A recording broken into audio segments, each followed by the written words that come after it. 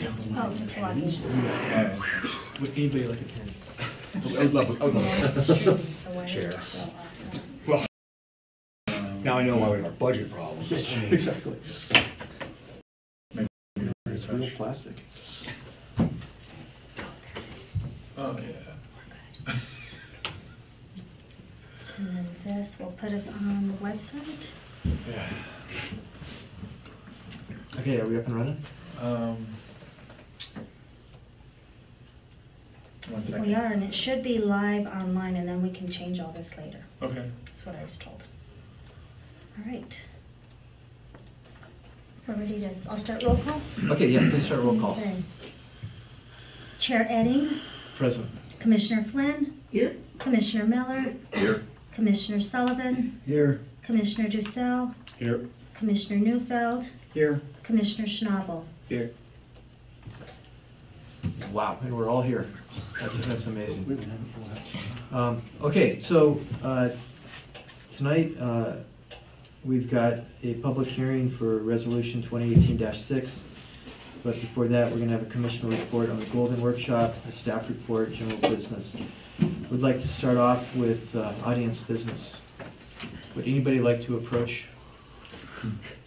Please I'll get come my say approach. in now. Yep. Hey guys, I'm Pat Thomas. I live up on Indian Lookout Road, 601 Indian Lookout. I'm just going to read from an email that I already sent to Greg and Paul.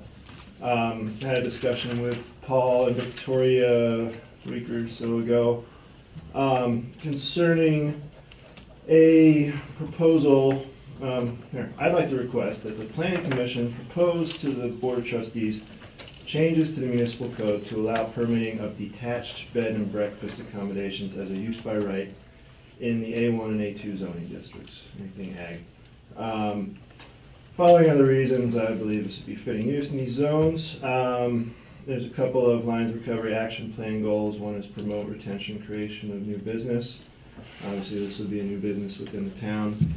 It would also promote other businesses by providing accommodations within the town, within walking distance of other town businesses.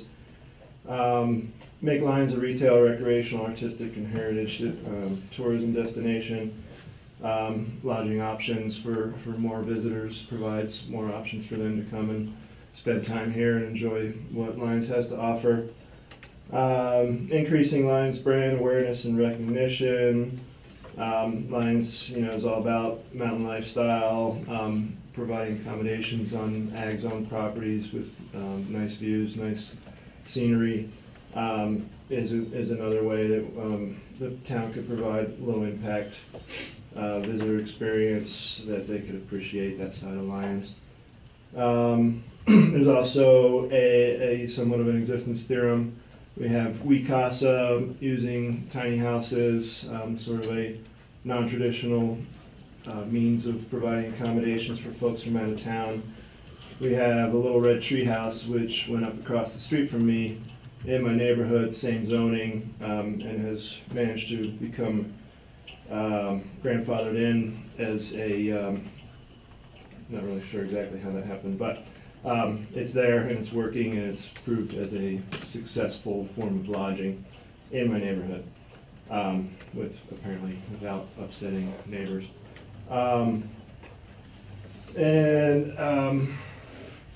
Lions obviously is a mecca for weddings. We're in the middle of a bunch of wedding venues, whether, no matter what part of town you're in, especially where we are. Obviously, by providing lodging options near wedding venues, it's a pretty obvious fit. It also helps mitigate health and safety risks to guests who might otherwise try to attempt to drive further away while they're potentially inebriated. Obviously, there's a lot of details that would need to be worked out if this was something the Planning Commission wanted to push forward. I just wanted to point out that it is happening. Apparently it's happening as a use by right through the fact that we're allowed to have accessory structures and bed and breakfasts. Right now, the only stipulation that would really keep us from doing this is that a bed and breakfast needs to be part of our existing dwelling structure. So what we're looking to do is make it part of a detached structure, more like a short-term rental. I guess you could call it a detached short-term rental or a detached bed and breakfast. Bed and breakfast is already used by right in our zone, so that seems like the easiest way to get there by changing the wording of bed and breakfast. There are very few zones in town that allow bed and breakfast right now. So yeah, I'm hoping you guys will give this serious consideration, and I'll keep asking. Thank you. Any questions? No. Thanks. Thanks, Matt. Thank you. All right, so we'll keep the comments for, when we go into workshop mode, we can discuss it. All right, so let's move on. Any more audience business? So if not, split personality. Okay, we're gonna go ahead and close the audience business. Okay, so the commissioner report. So I'm really interested in this. What that was like in Golden. I wanted to attend it. Unfortunately, I was not able to. Any comments that you guys have? Well, I think Doug and I went and we discussed, what kind of the highlights were. I think for sure the Main Street coordinator from DOLA, he talked about, he was the architect, Main Street architect now, Lucas. Forgot his last name, I think. But he was describing what was available in terms of funding for Main Street designated communities. He walked through the process of getting designated a little bit and discussed some of the, actually it was pertinent to what we're dealing with now because he was talking about downtown design and what the Main Street streetscape could look like. And there are apparently some channels of funding available for doing that, for getting historic designation, for preserving some of the architecture. So it's worth maybe communicating with him further and seeing if he'd be willing to visit with us, I think. He did mention that that was an option. He can meet with commissions, and he was particularly interested in Lions too. We talked a little bit offline. Other than that, there were other representatives there. They had a commission on aging that came and talked about aging in place in communities that were organizing themselves around that topic. Anything else that you can remember? Yeah, the aging in place, that was really interesting, obviously because of all the baby boomers getting older and becoming a much larger percentage of the population. But also tied into that is planning for all ages.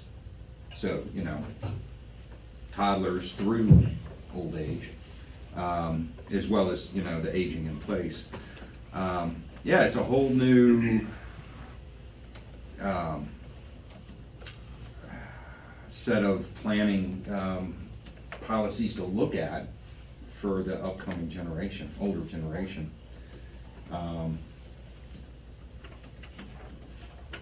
Yeah, that was mainly it for me. I mean, it was just so packed full of information. Yeah, there were a lot of resources. A lot, and I've written a lot of them down. I did pick up 2 extra folders that we can pass around and take a look at. Did they discuss characteristics of a good public hearing? How you should conduct a public hearing? Is there anything that we can do better in those regards? Is there anything we're not doing? Well, this is only my 2nd public hearing, so I can't answer that question. But I mean, they did. That was Gerald Dahl, the attorney, and he. We talked about that for about half an hour. It was really compelling. Yeah, don't keep it professional. There are some slides. Imagine if anybody were in the public or from the public at a workshop or at a meeting. How would you, if you were one of them, how would you want to be treated like that? And he gave a lot of examples because he's been around for a long time, and he gave examples of commissioners or other people on other commissions that don't even look up from their paper Mhm. when you're presenting your case at a meeting. But yeah, there's quite a few things that we discussed, and a lot about, you were saying, Josh, examples of, you know, oh, I want to open a business, He had some good examples. like when to recuse yourself. Yeah, conflict of and interest. like that. Yeah. He was bringing up a lot of examples and kind of in a workshop fashion where we went through the examples. Yeah, and I think to answer your question, Greg, from what I've seen to date, we're actually doing a really good job.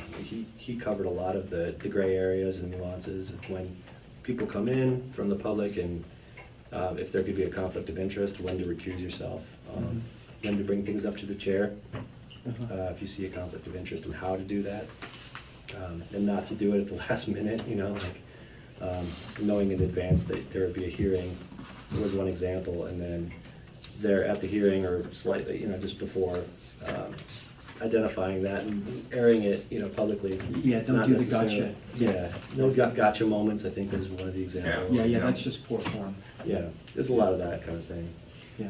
which I thought that was pretty helpful. One thing I wonder in the conflict of interest is, we're a small town, and I mean, I personally have relationships with half the people that have come up here. I know Pat, my daughter, and Pat's daughters are friends, right? Where does it become a conflict of interest? Follow the money. Exactly, yeah. Money, right, so if money's changing hands and I have a way to financially benefit, Correct. then, That's number one. right, Yeah, there are other ways, but that's number one. He kept pushing that. money, So okay. differentiate money and friendship. Exactly. Right, so if my friend is here applying for an ADU and we're having a conversation about that, that's one thing. If my friend is gonna hire me as the contractor if the ADU gets approved, that's something else. Potentially, but Right. that was another point, you know, for example, realtors. Sure. Yeah. Well, I guess realtors can not be on a commission, the way it looks, because if anything they vote on could increase property, or not property values, but property sales or whatever, but that's not an immediate potential income. Yeah. Right, but if a realtor has a client that they've signed up as a client and we're trying to rezone that client's property or something like that, then, I think You know, we that did have a realtor, and she only lasted about a month, and then she asked to leave, saying she didn't feel that she could do any of this without a conflict of interest. So I get it, yeah. yeah, that particular profession is Yeah. interesting. Yeah. What happens if like you own a business and some regulation we're doing applies to your business? If there's a potential for economic gain, that doesn't necessarily mean that you should recuse yourself or, you know, state a conflict of interest. If you're definitely associated closely enough with the transaction that it would mean a potential, like, immediate Windfall or economic windfall, something. then that's more of an obvious point. You know, Neil, you're a business owner locally. You probably come across this from time to time. But how do you deal with matters like that? Yeah, I mean, you're impacted, and windfall is a good word because you're impacted on both sides of it. You know, the town will at times put in new regulations that are costly for the commercial district or for businesses and regulations and stuff. And that's gonna cost me more money, but I may believe it's a good thing, I may believe it's not a good thing. But I'm not benefiting financially. The other side of that coin is if there was some instance where they were removing regulation, if it were across the board, most lawyers, I think, would say, I, as an individual business in a town, would not recuse myself, would not need to. But if it were something that had to do with the corner of, let's say, where my business existed and something, there was a direct windfall or financial benefit to me or to just my business, then one would need to. And I have always found that it's a great place to start is with our legal counsel and just present what you think might be a conflict, and you may be surprised one way or the other, but that's a great place to start. Yep. Here with our own legal counsel, is just say, this kind of feels awkward to me, you know, is this something I should recuse myself from? or he is very clear about that. What about resources that are available to us? You know, you mentioned the guy that was the downtown district. I remember we were scrambling, like putting together the AD ordinance and the short-term vacation rental to try to copy other places. And I'm wondering about if there's some resources on the state level that could say, hey, we're looking at developing a policy for this. What are some examples that work? Or Yeah, I don't think they touched on that, did they, Josh? The resources, I think, well, that I remember were more about different designations, and they could come, well, a survey in town of every building in certain districts, they can do that. Yeah, we'll share this information with you guys. There were quite a few resources, some of which, you know, are more specifically models, I guess, to follow. There's this downtown streetscapes program that other municipalities incorporated into what they were doing, and it just seems like there's a plethora of information out there from DOLA specifically, and Colorado Main Street program. So one question I had, and Barney's probably, maybe Roger too, but the only one been sitting on a board or commission long enough, or longer than me, that remembers this, but the town of Lyons has been in the process of getting designation as a Main Street designated town for several years. I mean, first it was the investigating it back when Jackie Watson was still here, and then she was heading that up, and then there were a couple other staff members that followed up. And from what I heard recently, as recent as a half a year ago, there was really good progress being made on that designation. So I don't know where we are in that process, if it's still going, is there, you know, what do we need to do to finish it, and those sort of things, or who in the town is spearheading that, and maybe we have them come talk for a moment and update us on that, if that was even pertinent, you know. I think Maybe it's that would Paul. be a great idea. If Paul would have more information, for sure.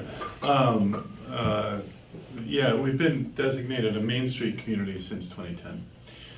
And we have a Main Street coordinator. It was Ariel Hodgins, and now it's Tiffany Martindale. Martindale, thank you.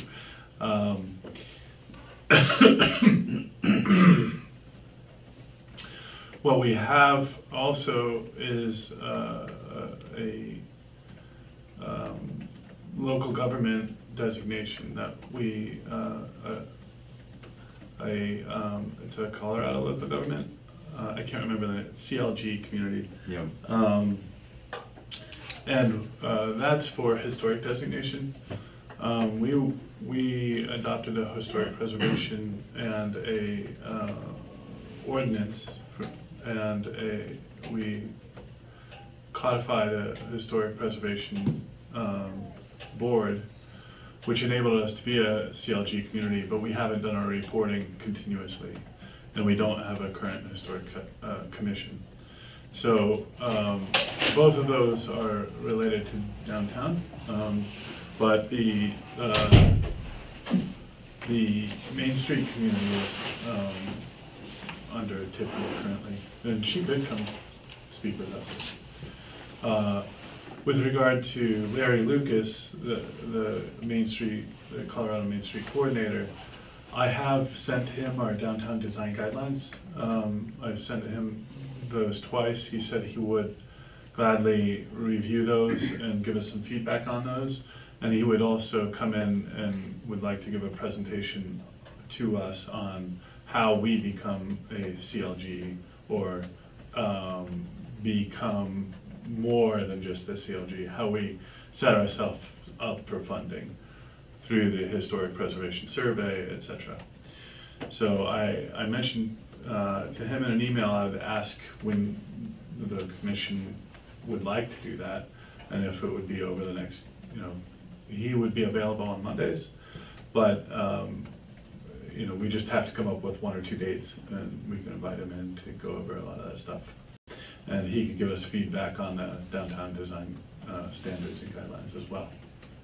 Yeah, as someone who saw him talk, and Doug, you probably agree, I think it'd be great to have him discuss in detail to rehash what he went over, because it was Yep. a pretty deep dive Mm. on funding that was available, how to designate a historic district, and the steps involved, and it was really interesting, to hear what's possible. And funding on both the municipal level and the individual building owner level. Exactly, Kind of both. yeah.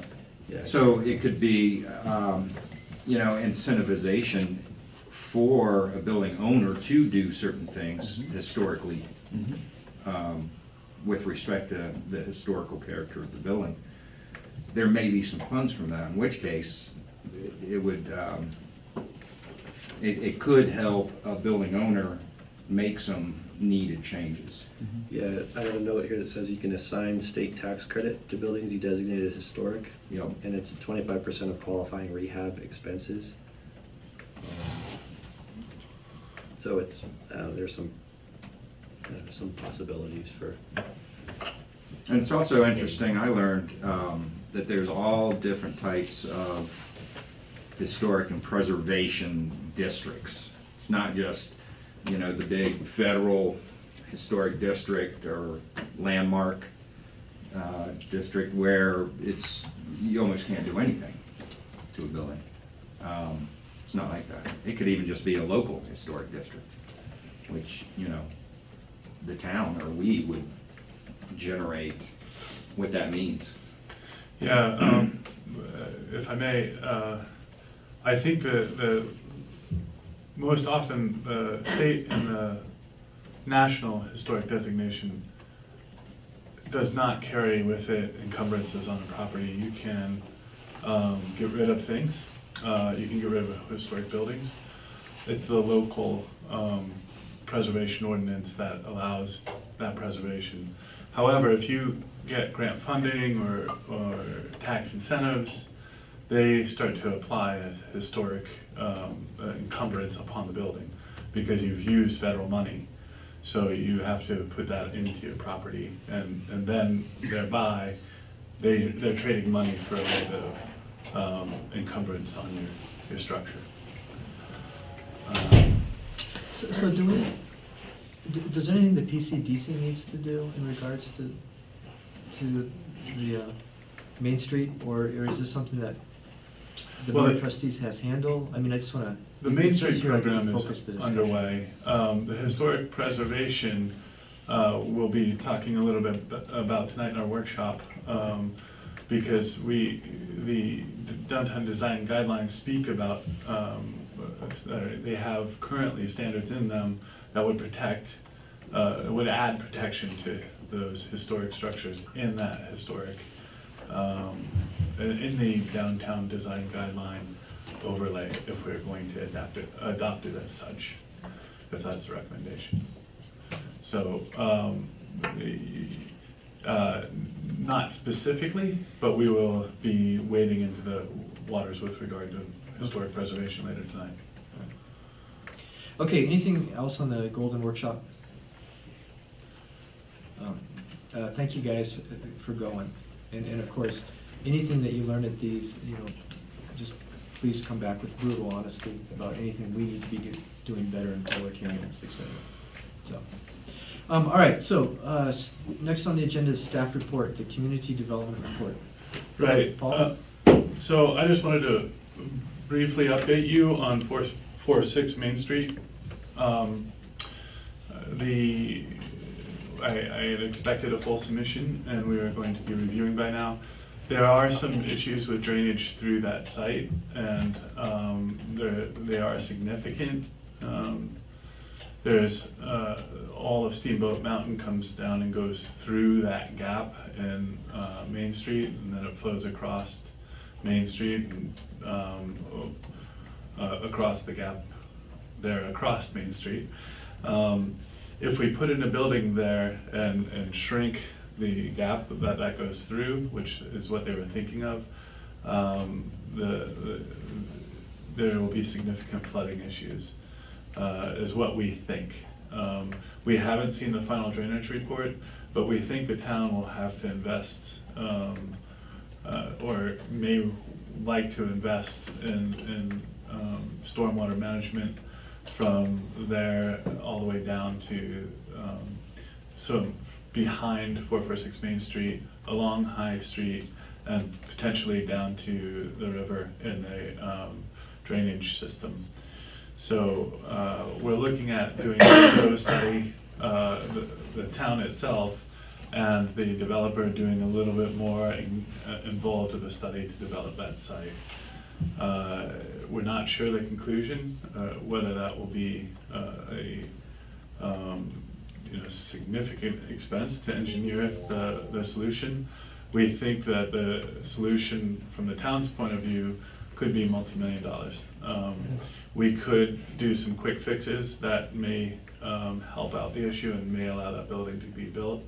So we may have to go to the Urban Renewal Authority and ask for some money that way.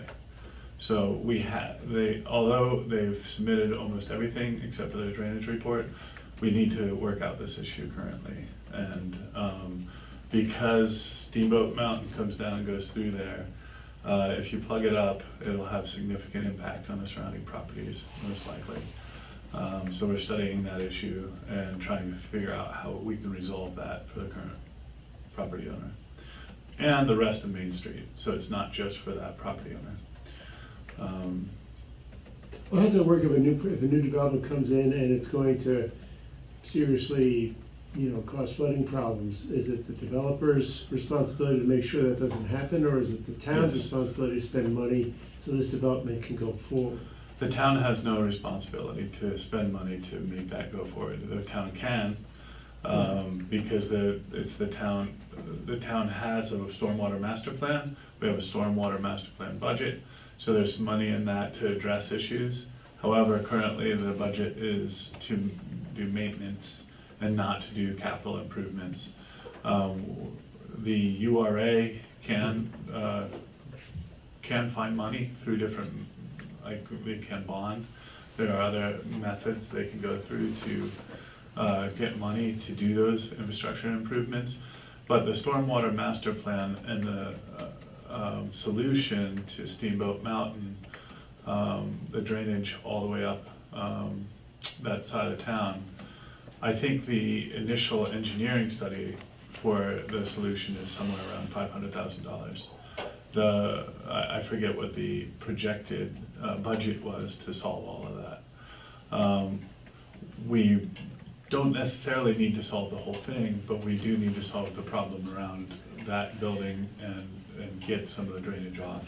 And because it's a significant drainage coming down there, we don't know whether we'll have the budget or the capacity to do it. We think there's an engineering solution, but we don't know what that is at this point or how costly it'll be. I'm curious, that land was recently purchased, right? It was. So that, if we can't do anything, the value of that land is not very high. It should have been reflected somewhat in the price, but I don't know if it was. When I spoke with the town engineer, he indicated that there should be a logical solution. He just didn't know what it was. Okay. And because the town is working towards stormwater management on High and on Main Street eventually, it'll be solved eventually. It's just not yet. Okay. And that lot is a zero lot line It is. property, right? That's So correct. they theoretically should be able to build all the way to the walls of the two Well, buildings on either side. the pharmacy doesn't have a zero lot line, so they could build to the property line, but they should be able to build to the edge of the fork. The fork is a historic property, so some of our code indicates that, you should protect views of historic properties. However, those are guidelines. Yeah. And so their development was for 2 stores there and residential above. And we'll see, we're in a holding pattern right now while they assess the drainage issue and we assess it on our end. We think we can potentially do a study and do some curb and gutter improvements along High Street, but curb and gutter won't solve the problem. It would have to be a significant stormwater system and stormwater pipes under there.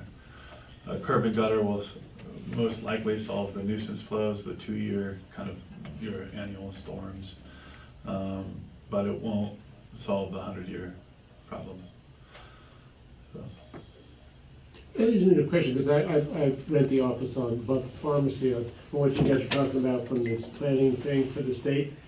So I see that flood all the time. Is that information that's not available in a public hearing? But I'm thinking about it if they ever come in front of us. If the developer says, it doesn't flood that much, I go, well, excuse me, I see it flood all the time. How do you work that when you have your own personal information that might be relevant to a hearing? Did it come up in one of those scenarios? Well, It came up in an extreme case where someone was submitting volumes of their own hydrologic study, you know. A commissioner? Yeah. A commissioner, Oh, okay. yeah. And this is hypothetical, you know, Yeah, like yeah. what not to do. But I think that you weigh in with your own, as long as it's publicly announced, you know. yeah, with your own observations, you didn't go out to study the issue, No. so it was something that you observed. There's channels But covered. in something like this, Yeah, certainly, it might pop them tires because the channels are getting so bad. We also have a stormwater management plan, so we could bring that in. And it would show the aspect of the flooding behind there. So it's publicly available, we've studied it, so we could address it that way. Yeah, but there's no curb and gutter on the whole south side of High Street. Correct. So if you were to plug that hole, for lack of a better term, all those surrounding buildings, probably all the way down to Pizza Bar, I mean, those would have pretty significant, I mean, there's a pretty significant flow coming from the north to the south. Yes, that'll solve the issue for small storms, not for big ones. So, but certainly in a case like this, we would have some type of professional engineer do some type of survey. I mean, we would have some, Well- verifiable expert witness here. correct. In this case, when a development comes in, they have to verify that what their impact is on drainage. Yeah. And so they submit a drainage report based on their design and show what the effect of the 5-year and the 100-year storm is, and where those flows will go, and what it will be upstream and downstream, what your effect will be. In this case, with the current design and the current channel, I don't think they would be able to accommodate the drainage, so they have to go back and redesign some of that.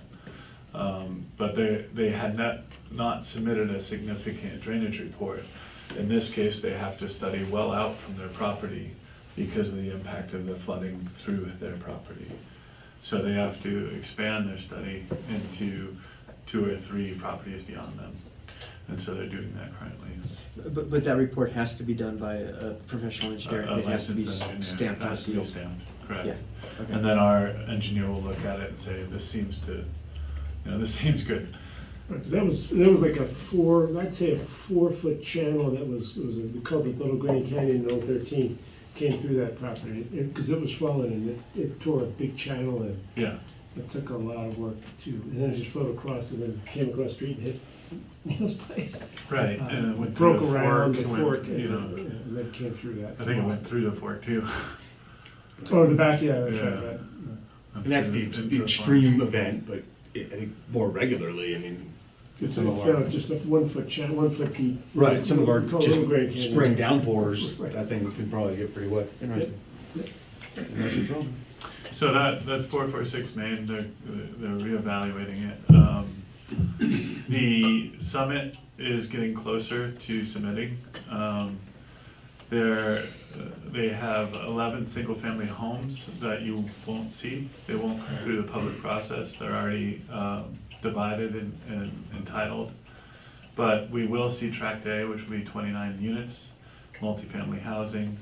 They're redesigning that currently. So that will come through this board. Any idea on a timeline on that? They are currently submitting their tax credit application and their bond application to CHFA. Once they get through that, I think we'll see it, so it should be early January. Okay, so maybe it will be after 2019. I think so. Okay, so we won't do it before. Okay, that's fine. I think this would be a question on what you guys were talking about, and Bonnie, you guys might have done this DOT, you know, if you're on the Lions Facebook page and some residents are saying, this is a great idea, oh, this is a horrible idea, and you know it's coming in front of the BOT or it's coming in front of us. I mean, we see that information, does Yeah. that taint our process, or when it comes to the BOT, how does that work when we're on these listservs or Facebooks? I'm sure that's come up, so what do you guys, turn the site off as soon as someone says, this has to do with, oh, no, I can't. Well, I mean, if you incidentally observe something or hear information, could be on the news or Right, you know, yeah. whatever. The newspaper. I mean, that's okay. If it's something that would be ex parte, in other words, somebody's talking with you about it, then you need to reveal that. I mean, you know about that. The BOT just went over this somewhat with our attorney in terms of participation in any kind of social media. And I mean, you all know that you rarely see any Board of Trustees members commenting. Sometimes the mayor will, as the spokesperson for the Board of Trustees. And occasionally, Board of Trustees individuals will comment, but we're supposed to always say, this is my personal opinion and I'm not speaking as a trustee at this point. So if you chime in on the Right. Facebook page. Right. It is, according to the town attorney, it's an area that's fraught with peril. And so, kind of, without saying you can't, kind of, you know, steers people away from participation in social media, especially, you know, Facebook, where a lot of different people may be commenting. Unless it is a fact, you know, if somebody makes a statement that they claim is fact, and it's known it's not a fact, then you're almost, someone on the Board of Trustees will be duty bound to say that's not a fact. Duty bound, I mean, how does that work? If someone says something in the paper that today's Tuesday, that someone on the BOT has to say, no, today's not Tuesday, today's Monday, I mean, how does that work? Well, it's more like, you know, if somebody said that the town is going bankrupt because the budget is a mess, then, you know, most likely would be the mayor, almost invariably, Right. would say, no, the town is not going bankrupt and the budget is going through its normal process. Or but one of the kids, because I've seen these on Facebook, that thing's not zoned for housing. What happens if we know it is? Or the vice versa? Yeah, then somebody should correct that. Really? Well, I usually just, Duty- I ain't getting in that fight, I just Right. leave it alone. No, duty bound may be a little bit of an overstatement, because nobody's gonna, you know, be arrested if they don't, but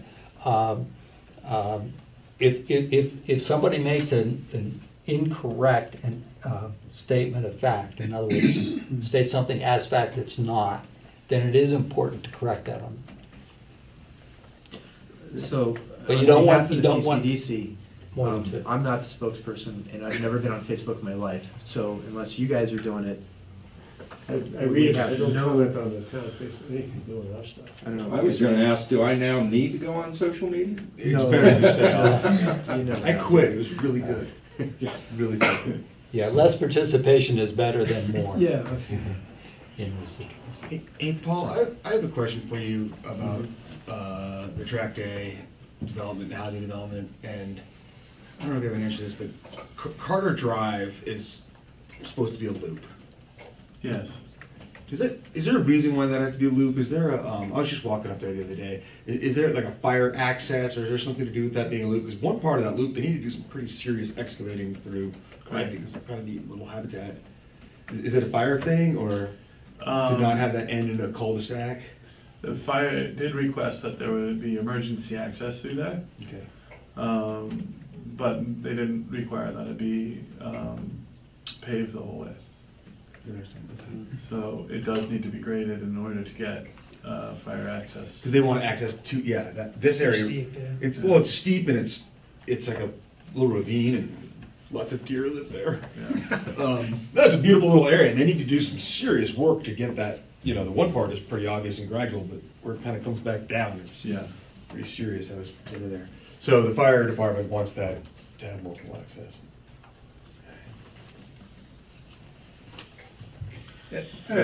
Also, a quick question on that one too. So the single family is still affordable housing?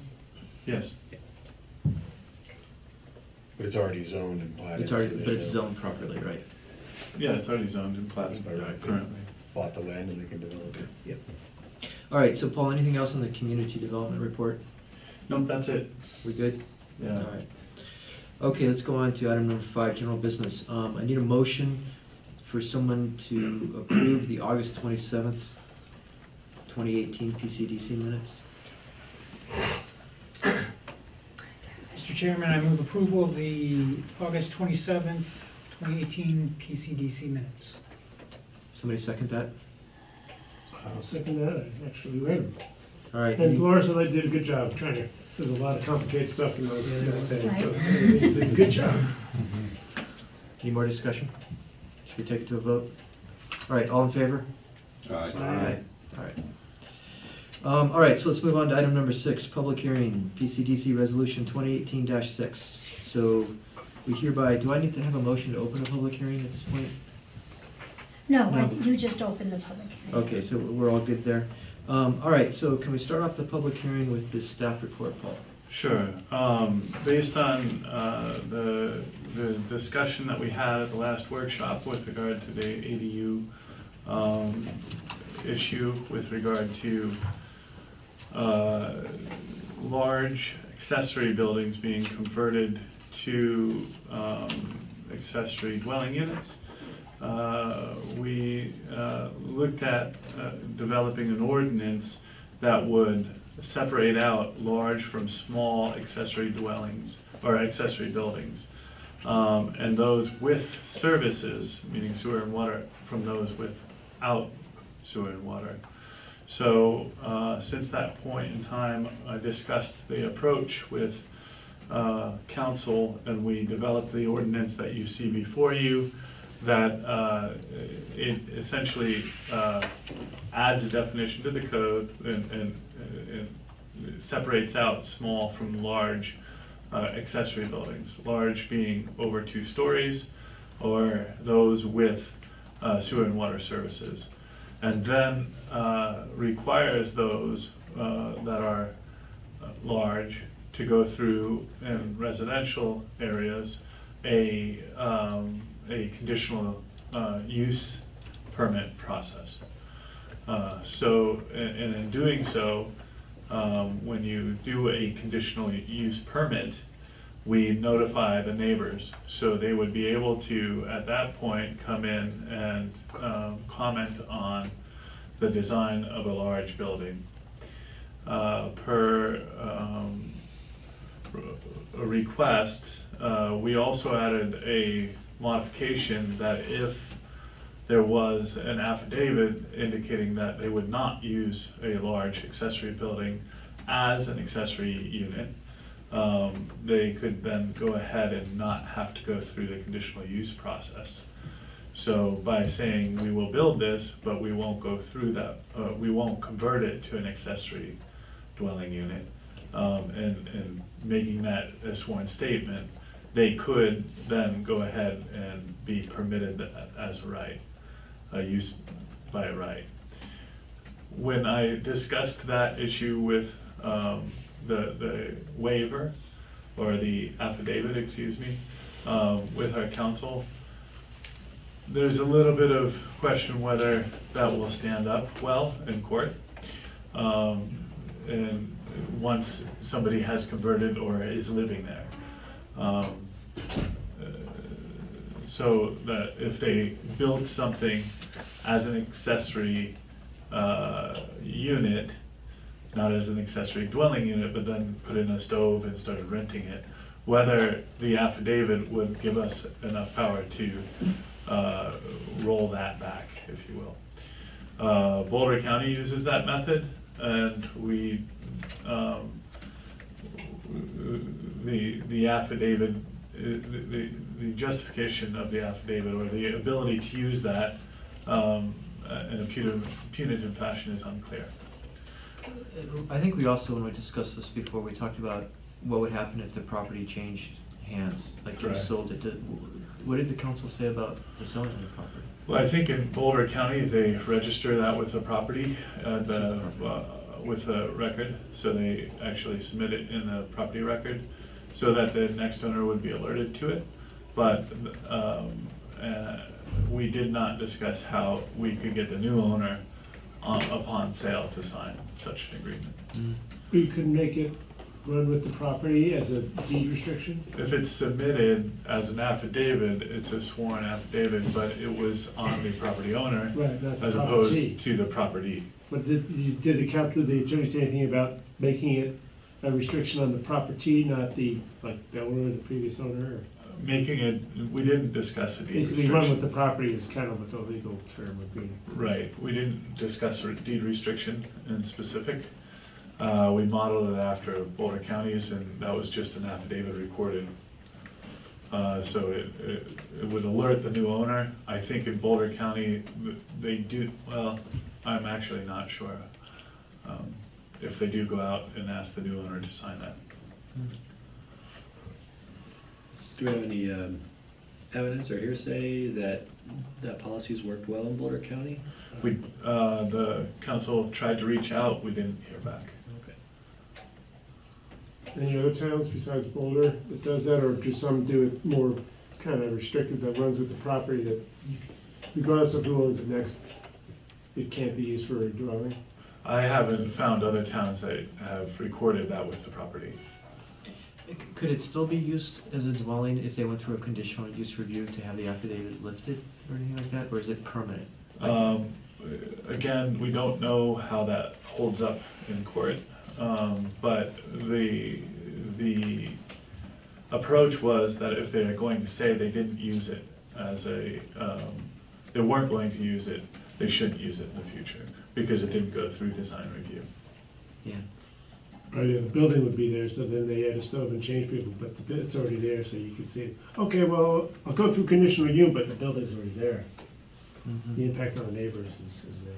Yeah, we have staff has a little bit of hesitation about the affidavit being something that could be upheld.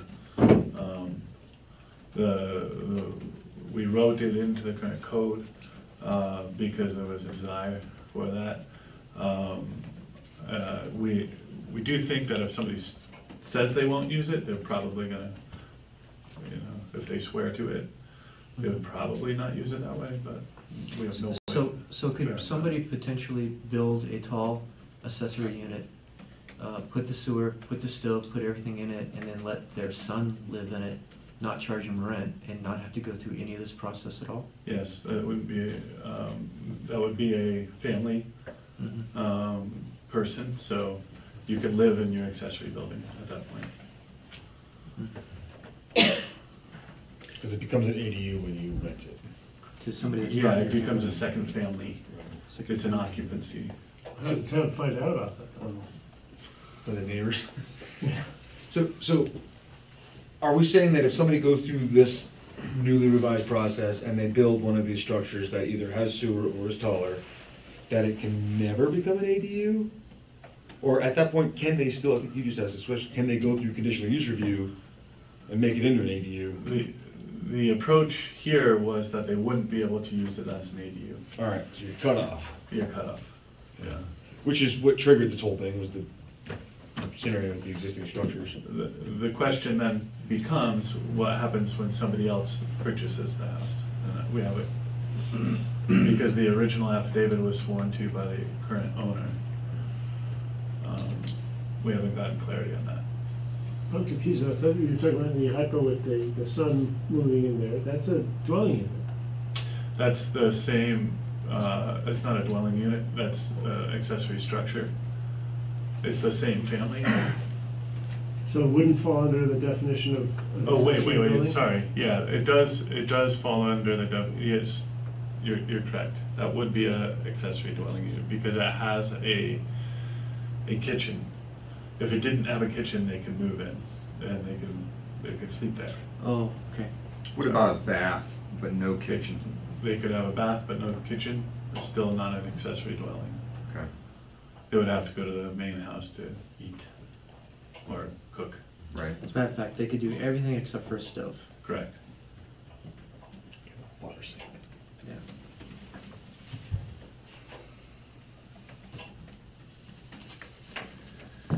Any other part of the staff report? No, I think that's it. So the ordinance is the whole ordinance from before, but just with modifications. Yeah, the red Correct. lines, right. And so we basically throw away the old, put in the new. So the motion that we would entertain tonight would read, I saw it written somewhere, I can't find it right now. Can somebody find it here? Based on, I think it's section 1. I want to get to that point where we discuss what the motion is going to be.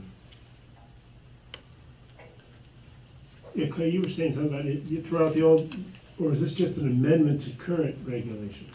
It's an amendment to current regulations. So I think it says, the motion tonight is, we accept the amendment to section 16.520 as shown on Exhibit A. That would be the motion? Paul, is that correct? That's correct. That would be a fine motion? Is- It's an amendment to Based on reg- the, so it would be section 1, 2, 3. Based on the evidence in the record and the testimony provided, held before the PCDC finds that the proposed ordinance hereto as attached as Exhibit A complies with this criteria set forth in 16-15-50 of the Lyons Municipal Code, and that you recommend the proposed ordinance in Exhibit 15A, or Exhibit A, excuse me. Okay, so that'll be the motion that we debate tonight. Can I take this time to open it up to public comment? Would anybody like to approach the commission and make a comment on this resolution? All right, so I'm going to close the public comment part and open it up for a discussion here.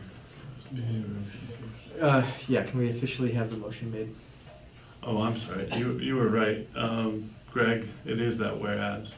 PCDC recommends that the Board of Trustees adopt the proposed ordinance in substantially the form hereto as attached as Exhibit A. Exhibit A. Okay, so I need someone to make that a motion, that motion, please.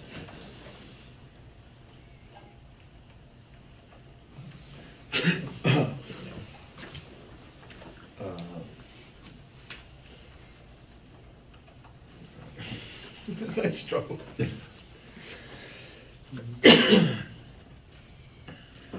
All right, Mr. Chairman, I'd like to make a motion that the PCDC recommend to the Board of Trustees what is hereby amended, Chapter 16,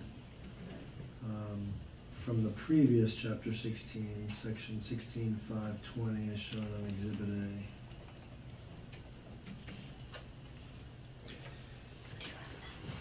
Dolores, do you have it? I don't, I couldn't hear him. Motion that the PCDC recommend to the BOT the ordinance, Proposed ordinance. The ordinance amending certain sections of Chapter 16 of the Lyons Municipal Code pertaining to neighborhood notification for large accessory dwellings. Chapter 16 is hereby amended, would be amended from the previous Chapter 16, Section 16.520, as shown on Exhibit A.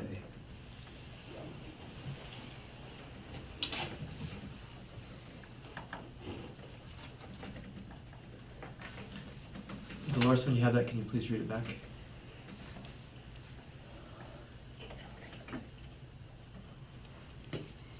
I don't think I have it all. Where is he reading it from so I can just copy it?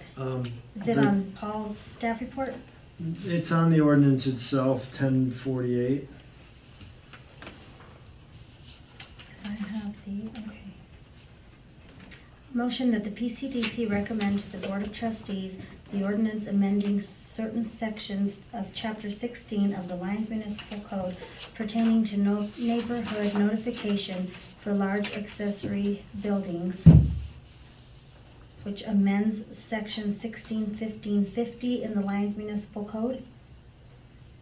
That is correct. Okay. And refers to Exhibit A. Exhibit A. Got it then.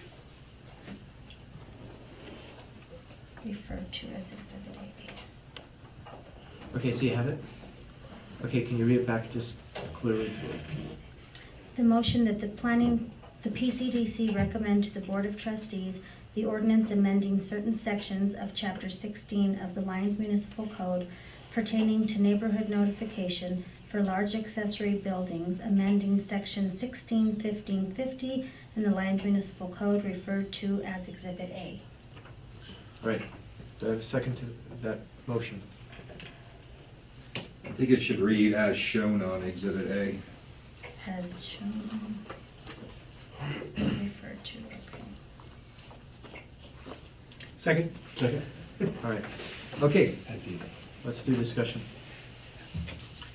Anybody want to start?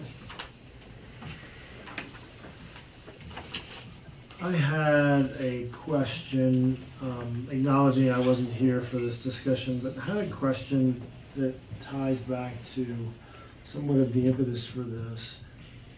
And that is, at the time, this commission discussed issues related to large structures in general, not just large accessory structures. So was there part of the prior discussion that I missed that entertained those sort of, putting that into an envelope of encompassing large structures? Give an example, we talked about that day, some of the scrape-offs that are already starting in town and that are projected to occur in town. So maybe I'll stop there and just see if that was discussed and to what degree it was decided it wouldn't be addressed now or now as part of what are limited to accessory units. Actually, I think what we discussed was, do we need a height restriction on accessory units in general, regardless if they're in a dwelling unit or not? So someone couldn't make an extremely tall garage, right? So there's a difference between an accessory unit and an accessory dwelling unit. And I don't know exactly where our discussions led to ease back on accessory units and to pick more on accessory dwelling units. I think the argument was what's motivating people to build something really, really large is the fact that they can get rent from it. And if they can't get rent from it, they're not going to have this desire to build something 30 feet tall. So I think that's why we honed in, at least is what I can remember, about really applying this to accessory dwelling units, not very tall garages. At least that's what I remember the discussion being.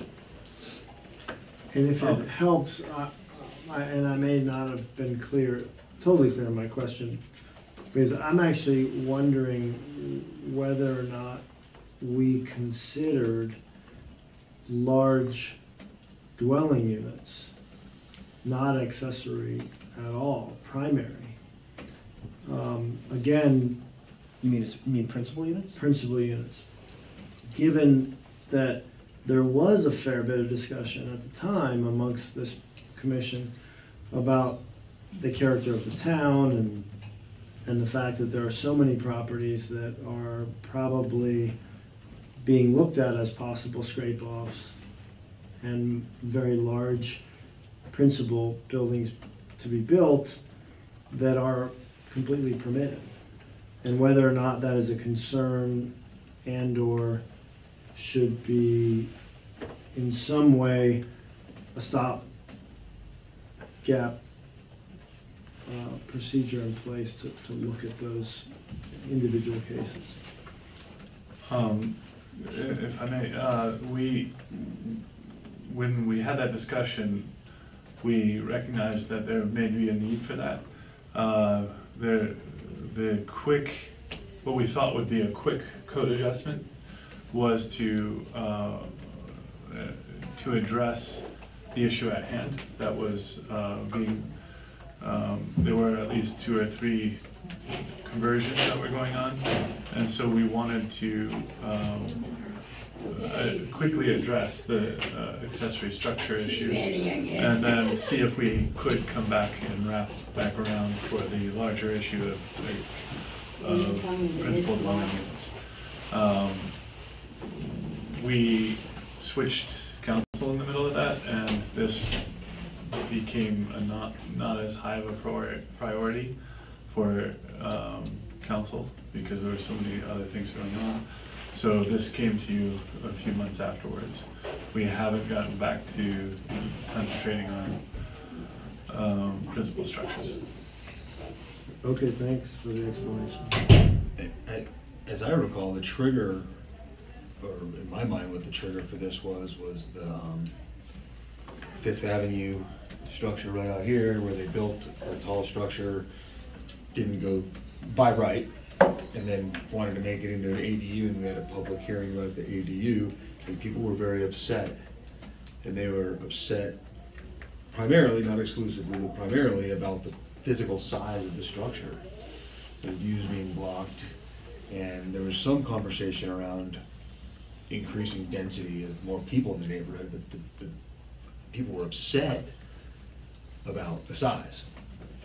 And they had built that size structure just totally by right. And we have discussed, do we limit the height of an accessory structure? Because that's really common in municipalities, that the accessory structure has to be smaller than the principal. And we thought, well, no, because that's going to restrict the ability for people to do ADUs, which is something we're trying to encourage. So we came to this.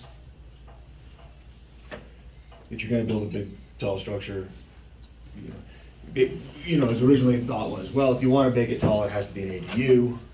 Was one of the ideas we tossed around, but that had some flaws with it as well. So we kind of came to this idea that if you're going to build something taller and not go through the process, then you're forfeiting your right to have a future ADU.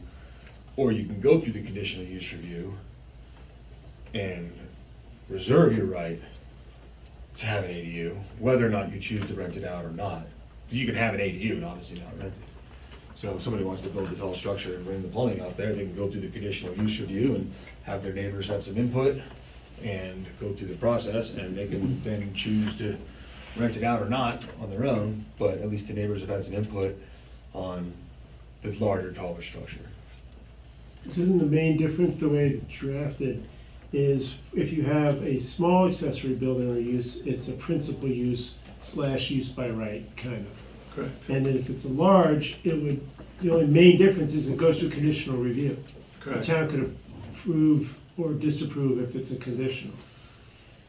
And so my thought on the size issue is, just to toss out an idea, is to, I'm concerned that someone would, the exemption, put this affidavit, leaving aside the whole problem with it, the new owner could say, affidavit, schmaffidavit, I don't care what that guy said, is that someone could build a 3-story barn or recording studio or something, and as long as they sign an affidavit saying, I won't rent it out for dwelling, they can avoid conditional use. And it seems that it's the impact on the neighbors is the main difference between principal and conditional.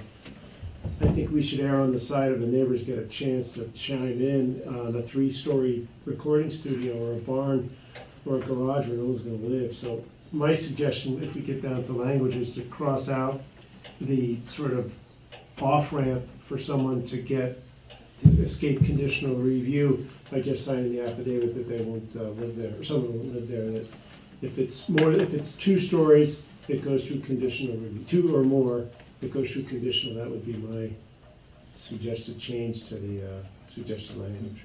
Yeah, I thought that was the direction we were going. It was over 15 feet in height or sewer and water. Yeah. Conditional use review, ADU or not. Thought? Yeah, so I would agree. I don't, we didn't hear back from Boulder, so we have no idea if this is working in Boulder or not, but the affidavit thing seems like shaky at best. But also, it doesn't stop anybody from building a 30-foot, garage and making the music studio or having your son live there. And I think that's the big issue, not necessarily is it a different family. And I don't know if I buy the argument, well, you can correct rent, hence that will stop people from writing.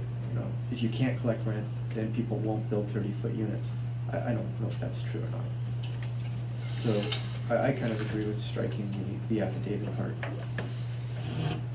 Well, if I recall correctly, you could rent it out as a recording studio, by right, could you?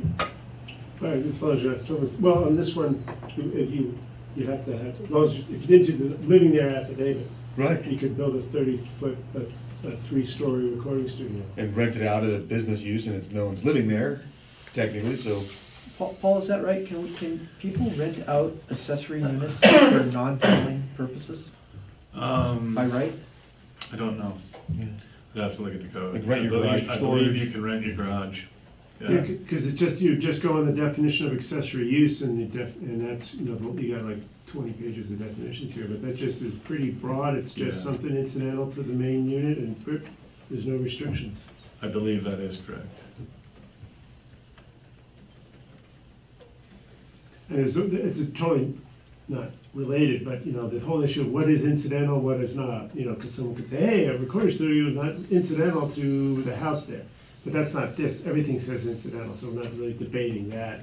That would be for someone to say, hey, it's not incidental. But now we're talking about whether you get conditional use or principal use. And I think we should err on the side of letting the local folks chime in. And be notified, because you're not notified of a principal use, right, Paul? The neighbors wouldn't get notified if someone was building a principal use, so a 3-story recording studio would not get public notice. Correct. Under this proposal. Under this proposal, it would, because it's over 3 stories. No, I thought it But they was, could sign the affidavit and then they would. Correct, if they sign the affidavit. Red line. then it that's just would. on dwelling, I'm talking about a No. non-dwelling. This applies to every accessory structure. So it's not just accessory dwelling units. This would change the definition of accessory structure, not ADU. Or, So anything that's over a single story and anything that has sewer and water would have to go through a conditional use review. Unless, according to the language, if they sign an affidavit Unless saying they it wouldn't sign be a an dwelling. affidavit. That's what I'm Right. talking about. It's Okay, the unless, sorry. yeah. And we're honing in on the affidavit part. Yes, I right. mean, We're making the assumption someone's gonna do a recording studio and sign this affidavit, no one's gonna live there, Right. and then build up to 30 feet as they're allowed to. They would. That if still they has- signed 40, an 40, affidavit- I mean, there's zoning, some zoning areas have 40. Yeah, only in commercial downtown, but, Oh, It's 30 for residential, yeah. oh, okay. correct. So all these Es and ECs and Rs are only 30? I think they all, yeah. Which is the house. Maybe,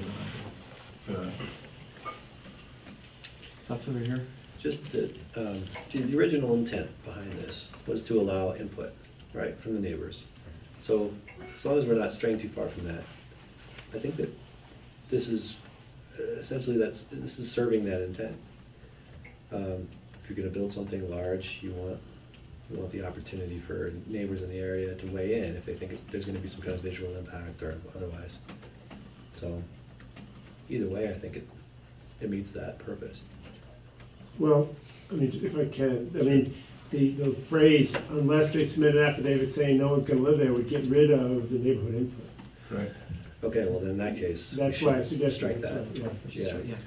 So the Let's see. counter argument to this, right, is that this will cut down on either individuals' interest in, purchasing a property that they would want to build something on of a substantial size, and without knowing at the time of purchase of that property whether this would pass conditional use or not, it's a significant risk in their intent to buy that land, right? Or, I mean, that's maybe one counter argument to this. I'm not saying this isn't going in the right direction. I think it is. I think it's worth kind of thinking through both sides. We heard one, we heard a couple neighbors around one issue. And we also, didn't hear from everyone else who may have thought it was fine and it was not a big deal. In this size town, with little room for growth outside of the designated new housing that is planned, there's a good chance that this issue will continue to be a bigger issue as density increases through accessory dwelling units or accessory units, as well as through kind of scrape and rebuild efforts, which is what my first question was, is that, should we be looking at both of those issues? So I think the counter to this is, does this really put at risk, individuals' ability to sell a property, or, other individuals' maybe lack of interest of the unknown here of purchasing a property? I don't know. Yeah, I mean, I think it probably does a little bit, right? And saying we're adding a potential restriction here, but I mean, I think in some of the ADU meetings that we've had and some of the cases you guys have brought up already, one of the things that's come across from the public and just personal planning perspective is this idea of increasing density within R1 zones in town without modifying the zoning. And so I think, that's the preferred approach if we want to allow redevelopment to occur, and some of that redevelopment is based on, potentially higher densities to make that happen, then, we should be looking at modifying that zoning designation somehow. And that's the way by which the public can sort of weigh in on this is a good idea or it's not a good idea. Otherwise, we have sort of spot increases in density, sort of de facto folks having a need and a desire to build another large accessory unit on their property, which maybe doesn't match the expected character of neighbors. So that was sort of a long-winded way maybe of saying, yeah, I like the idea of large accessory building or use just being a conditional use in an R1, particularly in an R1 district. The state, maybe less so, but R1, I think that's appropriate. I wonder too, there's nothing saying this wouldn't coexist or couldn't coexist with what you're describing as more the zoning approach. This stopgap measure to address more of a singular issue, I guess, that we're talking about, could coexist with something more along the lines of what Neil's describing. We need to go a step further and talk about neighborhood character and how we approach certain restrictions on height, from a zoning standpoint. How is that done in a place with varying topography and, in an economy that's really pushing for growth? That's another issue to address, and I think that this could live alongside that. Yeah, I think the discussion on principle, we should have it, but I think it's somewhat of a separate issue than tonight. But not that they shouldn't go in tandem at some point. But I would like to say, I really agree. When we first started discussing ADUs, and this was even prior to the flood, what I remember the conversation really being is If we are too lenient on ADUs, they effectively become duplexes. And if they effectively become duplexes, we might as well just make everything R2 zoned. And in a way, I like this. I don't like the affidavit part, but it's kind of sneaky to really increase the density yet still label everything R1, when in fact, it's not really R1 anymore. It's just kind of duplicitous in a way. So, I mean, I like this greater restriction. And I think it meets the original intent of what we had in mind. I had no idea that, I really thought at one point an accessory unit had a lower height restriction than the house. I didn't know until that one on Fifth Street. It's like, wow, you can build your garage to the same height of your house? I was like, okay. Is that common? I mean, can you do that in Boulder? It's not common. Yeah. Usually you have restrictions on accessory buildings, As far as their height, and it's Yeah. usually less than the principal. usually. Yeah, so that's what got us into this pickle in the first place. We do have a character definition in our code, but when somebody comes in and pulls a building permit for an accessory structure and they're allowed to build it to 30 feet, we haven't always reviewed those well. Mhm. To wrap it up, if it's, if I would propose an amendment to the motion that's before the table, is that it? Is it a friendly amendment? Is it an amendment? Did you guys talk about this in Golden? If he says it nicely, it's friendly. It's a friendly. Angry.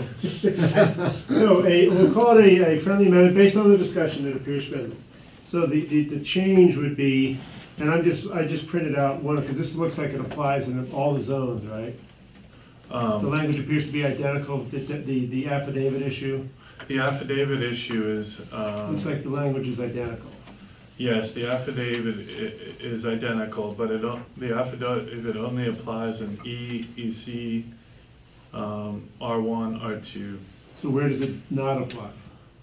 It's only where we've changed to Oh, is it conditional changed? use. So my friendly amendment would be, because right now, conditional use would be large accessory building or use, period. Then it's a large accessory building shall be principal use if you sign the affidavit. So I would just strike everything after the first sentence, large accessory building or use, period.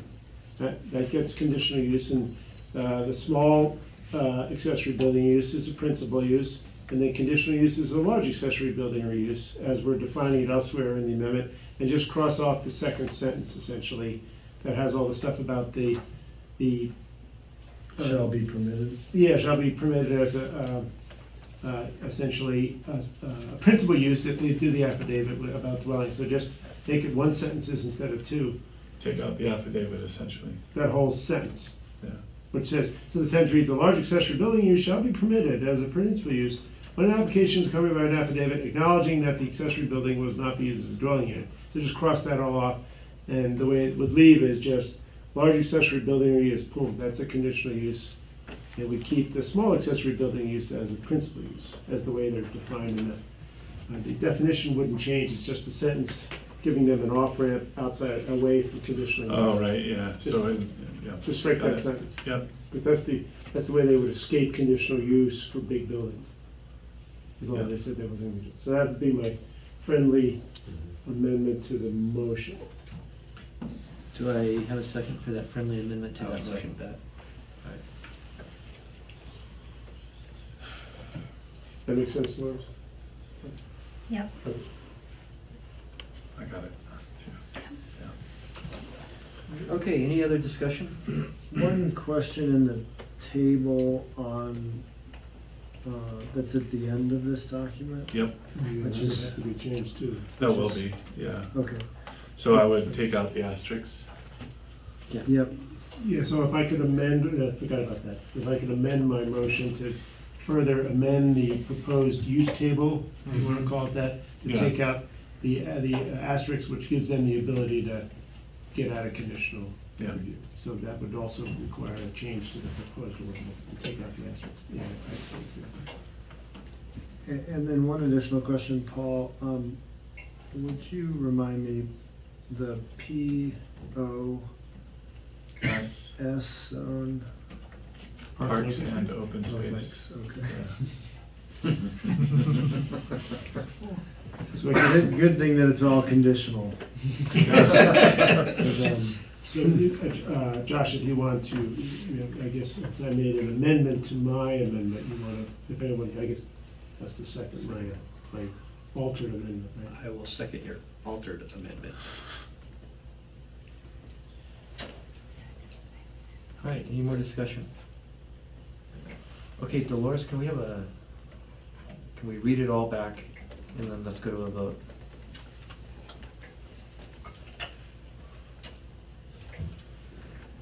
You have to read the original motion or just the amendment?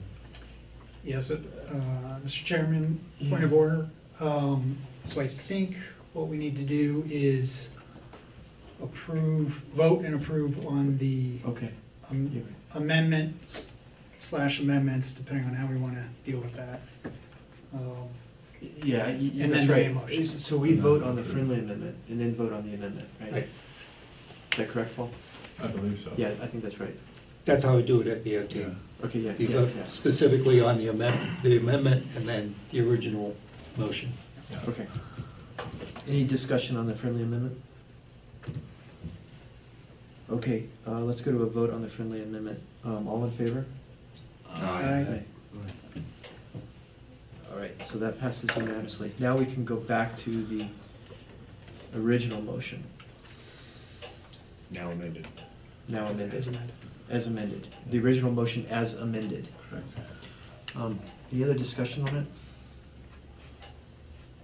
Would you like to go to a vote? All in favor? Aye. Aye. So, all right, it passes unanimously. Okay, I will have to have a motion to adjourn the public hearing. Move to adjourn? Dang it. I will second that.